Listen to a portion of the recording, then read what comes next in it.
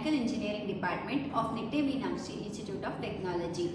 For our Thermal Science and Engineering project, we have made Smart Thermoelectric Cooling System with efficiency monitoring and predictive maintenance.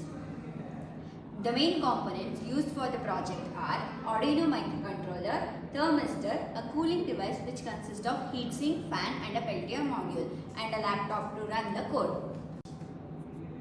Hey everyone, my name is Kevin Joseph and I will be explaining the working principle of our project. So here we have an Arduino microcontroller, a thermistor and a cooling device like my friend mentioned. So the cooling device consists of two heat sinks on each side of the Peltier module. So the Peltier module cools on the left side and this part is the cooling part, and the heat is rejected by the fan on the right side.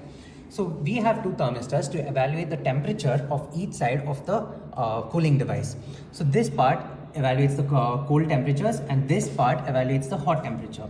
This is connected to the Arduino microcontroller, which is connected to the laptop to display the temperatures, the efficiency, and if any component requires any change. In this way, we can tell if, as the efficiency of the cooling device reduces, we can tell if the cooling device requires maintenance or not.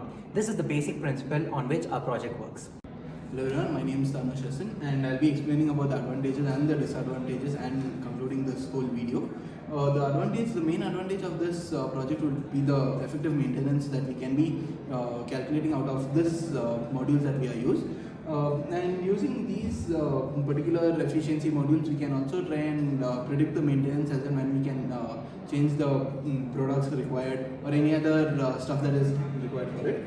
And the main disadvantage of this would also be using a powerful battery supply because it has to run the whole cooling device and the Arduino for it.